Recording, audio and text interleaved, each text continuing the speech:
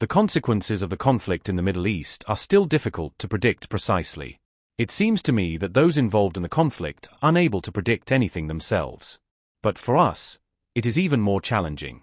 But, nevertheless, we have to live in the conditions where these events are taking place. However, there are already assessments that they may be compared to the coronavirus epidemic.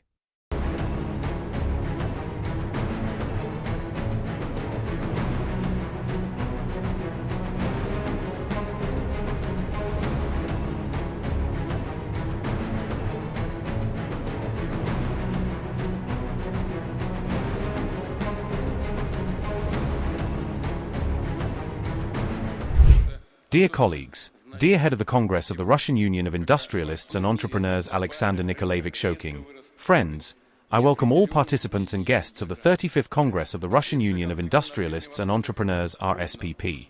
This event traditionally brings together owners, leaders of the largest domestic companies and, of course, attracts the attention of the entire business community of the country.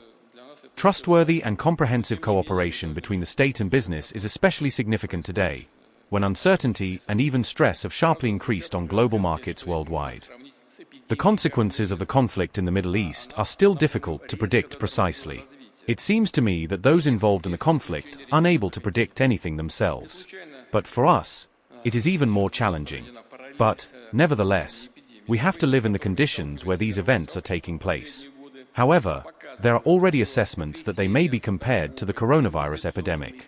It, I remind you, sharply slowed down the development of all regions and continents without exception. It's not surprising there is now a parallel being drawn with the recent epidemic. Events, faced by the global community in recent years, show that upheavals in trading, investment spheres, in international relations as a whole are occurring more and more often, become a new reality, accompany the transition of the entire global economy to a new state. To meet the challenge of the times, Russia must be strong. We consistently talk about this face to face. We are united in understanding our national interests, in addressing the current tasks we are facing, in achieving strategic development goals. Despite objective difficulties and artificial restrictions introduced against our country, we managed to maintain macroeconomic stability, achieve stable and predictable dynamics of inflation and unemployment.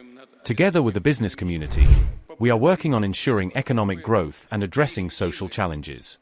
Taking advantage of the moment, I want to thank the members of RSPP, the teams of your companies and enterprises for their significant, daily contribution to strengthening Russia's potential and for assisting in regional development and supporting our guys, our heroes, participants of the special military operation and members of their families.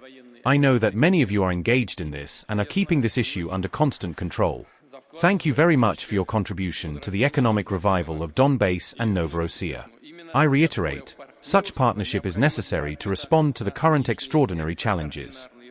Now, when the quotes of our traditional exports are rising, but the markets are shaky, there may be a temptation to take advantage of the situation, to gain speculative income and, so to speak, to consume it, spend it on dividends, or, as far as the state is concerned, to increase budget expenditures and spending. I have already said it publicly somewhere, and I want to emphasize this once again in this audience. We need to maintain prudence. If the markets have shifted one way today, tomorrow they may shift another. It is important to maintain the vector of the country's progressive development, to increase the competitiveness of the domestic economy, to strengthen the positions of domestic enterprises, companies both on the external and internal markets. For this, it is necessary to strengthen our sovereignty. I think, now no one doubts, what sovereignty means in the modern world, what it costs and what consequences arise for those countries that once voluntarily renounced this sovereignty, believing that it would be calmer and cheaper to live, and it would be possible to create better conditions for economic and social development as well. No. The world is arranged differently. Without sovereignty, it is impossible to protect one's fundamental interests.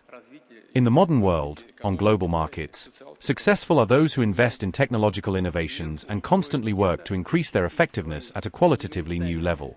Alexander Nikolaevich also mentioned these directions now. I will say a few words about this too. We will continue to encourage business investment in the modernization of enterprises, production capacities on a proprietary technological basis. We will especially support the implementation of solutions in 3 key breakthrough technologies. These are artificial intelligence, autonomous systems, and digital platforms.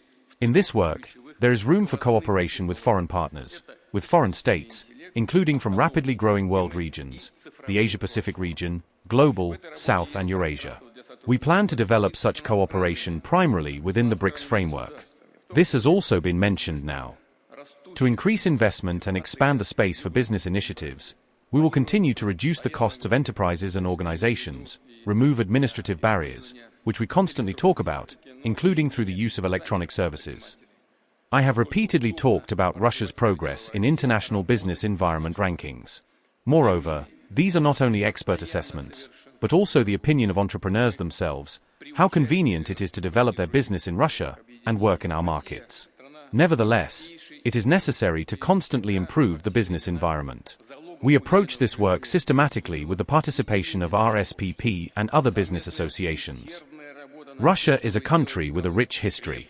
At all times, the guarantee of confident progress was the unity of our society, as well as joint diligent work to make the country stronger, more resilient, stronger in terms of economic potential.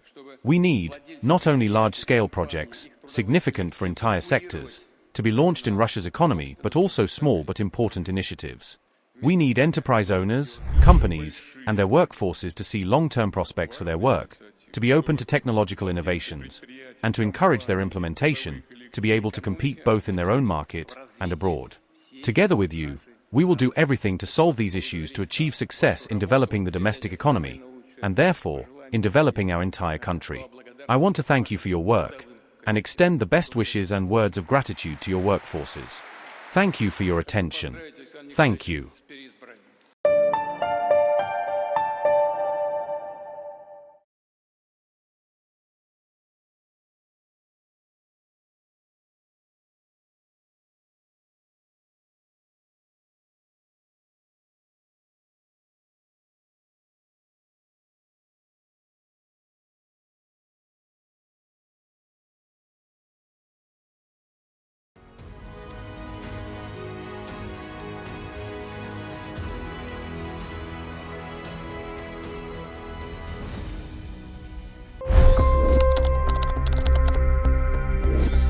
$25 crore गरीब गरीबी को परास्त करके बाहर निकले। For the good of our nation, let's work together and let's truly make America great again. The fastest news breaks. Requested PM saying that look, you will have to speak to Putin and to Zelensky. The biggest news makers. The relationship with India is probably the most important bilateral relationship the US will have for the rest of this century. The capital delivered quite an election result today. Expert analysis. The million-dollar question today is how to stop this dance of death. Ground reports. I'm standing at the crossroad of the Kumbh Mela. Behind me are more than 100 entry guards. Long-form interviews. Exclusionary politics is reflected in Manipur case as well. You don't bother because this is a small state. Deep dive into burning issues. It's often said DRC could be the richest country in the whole world. It's because of what sits underneath. Why exactly did the US topple the Sheikh Hasina government? HD videos. We don't just break news, we break it down.